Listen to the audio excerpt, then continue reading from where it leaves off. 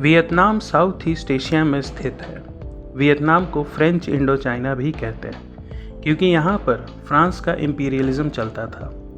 France का Vietnam पर राज 1860 से 1941 तक रहा। उसके बाद वियतनाम पर जापान ने अपना अधिकार कर लिया। जापान ने उस समय तक पूरे दक्षिण पूर्व एशिया पर अपना अधिकार कर लिया था। जापान का वियतनाम पर राज 1941 से 1945 तक रहा। 6 अगस्त को अमेरिका ने हिरोशिमा पर एटम बम गिरा दिया। फिर 9 अगस्त को अमेरिका ने नागासाकी पर एटम बम गिरा दिया।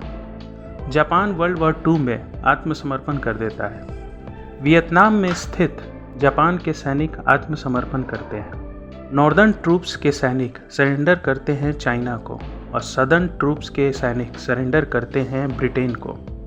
जापान के सरेंडर करने के बाद वियतनाम पर फिर से फ्रांस की नज़र पड़ती है। फ्रांस वियतनाम पर फिर से रूल करने का प्रस्ताव रखता है। फ्रांस के दोबारा रूल करने के प्रस्ताव पर चाइना को आपत्ति होती है, मगर ब्रिटेन फ्रांस को न्योता दे देता है। 1946 में फ्रांस फिर से वियतनाम पर अपना राज स्थापित करने की कोशिश करता है और वियतनाम में शुरू हो जाता है फर्स्ट इंडो चाइना वॉर 1946 से 1954 तक। वियतनाम के सबसे प्रसिद्ध नेता थे हो ची मिन्ह। हो ची मिन्ह एक पार्टी की स्थापना करते हैं जिसका नाम था वियत मिन्ह। वियत मिन्ह 1941 से ही वियतनाम की आज़ादी की लड़ाई लड़ रहे थे। पहले वे लड़े जापान से और अब उनकी लड़ाई शुरू हुई फ्रेंच से। 8 साल की भीषण लड़ाई के बाद फ्रांस हार मान जाता है। फ्रांस वियत मिन्ह के गुरिल्ला लड़ाकों के सामने घुटने टेक देता है। वियत मिन्ह और फ्रांस के बीच होता है एक समझौता जिसे जेनेवा अकॉर्ड्स कहते हैं। जेनेवा अकॉर्ड्स 1954 के समझौते के अनुसार वियतनाम को 2 हिस्सों में बांट दिया जाएगा। वियतनाम का बंटवारा हो जाता है नॉर्थ वियतनाम और साउथ वियतनाम में। नॉर्थ वियतनाम कम्युनिस्ट स्टेट बनता है। नॉर्थ वियतनाम में हो ची मिन्ह की सरकार बनती है। हो ची मिन्ह विश्व के प्रसिद्ध कम्युनिस्ट लीडर थे जिन्होंने कई साल सोवियत रूस और चीन में बिताए थे। नॉर्थ वियतनाम को सोवियत रूस और चीन का समर्थन भी प्राप्त था। साउथ वियतनाम प्रो वेस्ट यानी कैपिटलिस्ट स्टेट बनता है। साउथ वियतनाम में एंगो डिन डिएम की सरकार बनती है। 17th पैरेलल को बाउंड्री लाइन बनाया जाता है। 17th पैरेलल के ऊपर होता है नॉर्थ वियतनाम और 17th पैरेलल के नीचे होता है साउथ वियतनाम। नॉर्थ वियतनाम का कैपिटल बनता है हनोई और साउथ वियतनाम का कैपिटल बनता है साइगोन। हनोई आज भी वियतनाम का कैपिटल है और साइगोन का नाम बदलकर हो ची मिन्ह सिटी कर दिया गया है। जेनेवा अकॉर्ड्स के बाद भी वियतनाम में लड़ाई जारी रहती है। लड़ाई के कई कारण थे। एंगो डिन डियाम एक भ्रष्ट और तानाशाह थे। वे साउथ वियतनाम में बहुत बदनाम थे। एंगो डिन डिएम धार्मिक कट्टरता भी रखते थे। वे कैथोलिक थे और वे साउथ वियतनाम में बुद्धिस्ट लोगों का नरसंहार करवा रहे थे। नॉर्थ और साउथ वियतनाम में लड़ाई जोर पकड़ लेती है। साउथ वियतनाम में कम्युनिस्ट गुरिल्ला फोर्स बनती है जो नॉर्थ और साउथ वियतनाम को एक करके कम्युनिस्ट रूल शुरू करना चाहती है। इस गुरिल्ला फोर्स का नाम है वियत कॉन्ग। वियत कॉन्ग को नॉर्थ वियतनाम का पूरा समर्थन था। जेनेवा अकॉर्ड्स में यह तय किया गया था कि नॉर्थ और साउथ वियतनाम का बंटवारा टेम्पररी होगा। कुछ दिन बाद चुनाव होंगे और वियतनाम फिर से एक हो जाएगा। लेकिन एंगो डिन डिएम ने कोई चुनाव नहीं करवाए। एंगो डिन डिएम तानाशाह बन गए। एंगो डिन डिएम को अमेरिका का पूरा समर्थन था। 1950 के दशक में अमेरिका का सबसे बड़ा दुश्मन था कम्युनिस्ट सोवियत रूस। अमेरिका का मानना था कि अगर साउथ ईस्ट एशिया का कोई भी देश कम्युनिस्ट बन जाता है तब उसके आसपास के बाकी दूसरे देश भी कम्युनिस्ट बन जाएंगे। इस थ्योरी को डोमिनो थ्योरी कहा जाता था। जॉन एफ कैनेडी ने अपने एडवाइज़र्स भेजे साउथ वियतनाम में। ये मिलिट्री एडवाइज़र्स थे। कैनेडी ने 1962 में साउथ वियतनाम में अमेरिकी सेना की संख्या को बहुत बढ़ा दिया था। अगस्त 1964 में एक US naval ship USS Maddox पर नॉर्थ वियतनाम की सेना हमला करती है। इस हमले को गल्फ ऑफ टोंकिन इंसिडेंट कहा जाता है। Gulf of Tonkin north Vietnam के समुद्र तट पर है। US Congress gulf of Tonkin resolution pass करती है और यूएस ऑफिशियली वियतनाम युद्ध में शामिल हो जाता है। लेकिन बाद में पता चलता है कि गल्फ ऑफ टोंकिन इंसिडेंट एक झूठी बात थी। ये झूठ था जिसे यूएस आर्मी ने बनाया था। इस वक्त यूएस के प्रेसिडेंट हैं जॉनसन। 1967 तक वियतनाम युद्ध में यूएस के 5 लाख सैनिक लड़ाई लड़ रहे थे। यूएसए ने अपने सुपीरियर एयर पावर का इस्तेमाल वियतनाम युद्ध में बहुत बढ़ चढ़ कर किया। यूएस ने वियतनाम पर इतने सारे बम गिराए जितना सेकेंड वर्ल्ड वॉर में पूरे यूरोप में नहीं गिरे थे। यूएस आर्मी ने वियतनाम युद्ध में केमिकल वेपन्स का भी इस्तेमाल किया। यूएसए ने नेपाल और एजेंट ऑरेंज का इस्तेमाल किया। नेपाल जंगलों में आग लगा देता है। एजेंट ऑरेंज पेड़ों से पत्तियों को गिरा देता है।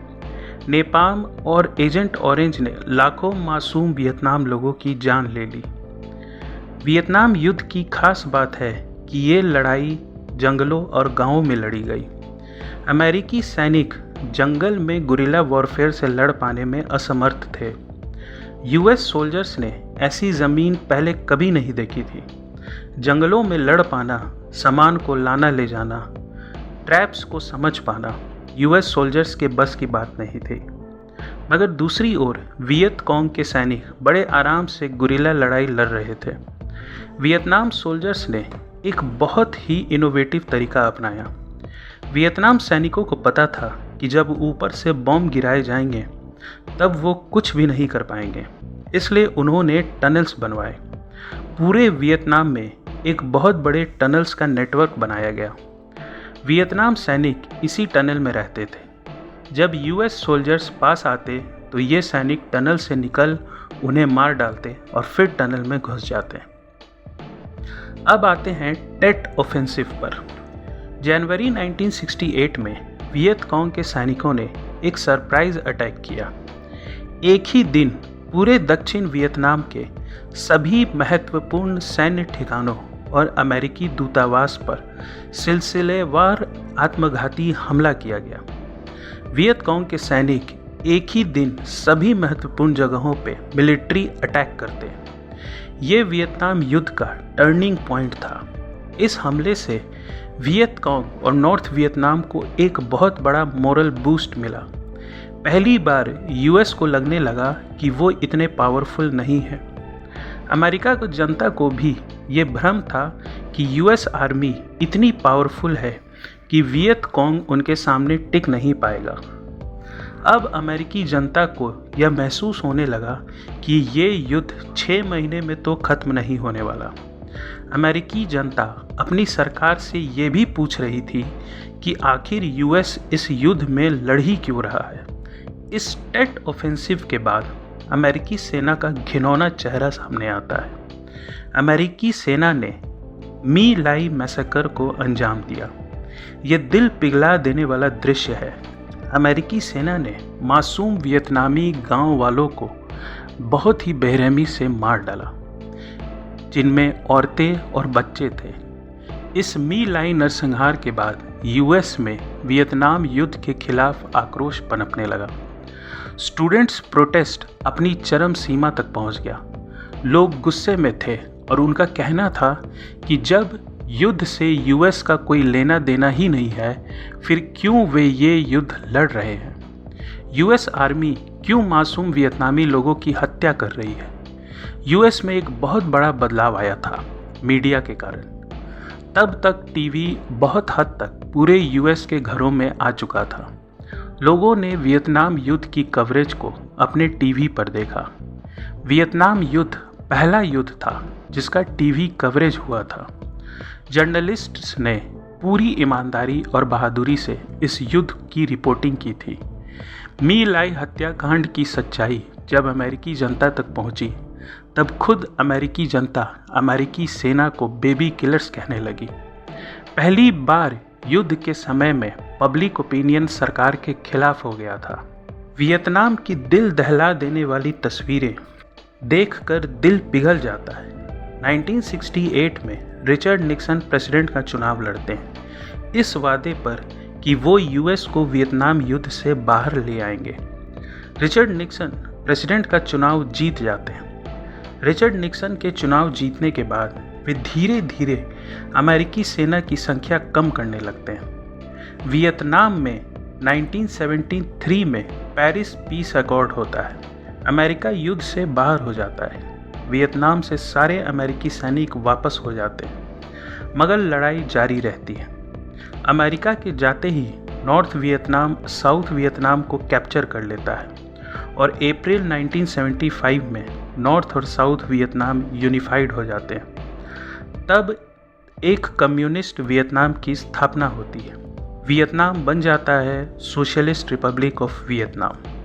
इस युद्ध में 58,000 अमेरिकी सैनिक मारे गए, 1.5 लाख सैनिक घायल हुए, जिनमें कईयों को मानसिक बीमारी हो जाती है।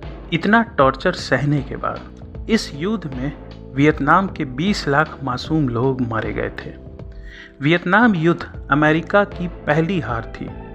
इस युद्ध ने यह दिखाया कि केवल आधुनिक हथियार होने से कोई जंग नहीं जीत सकता। तो दोस्तों, इस वीडियो में बस इतना ही। अगर आपको ये वीडियो पसंद आए तो प्लीज़ चैनल को सब्सक्राइब करना ना भूलें। बहुत बहुत धन्यवाद।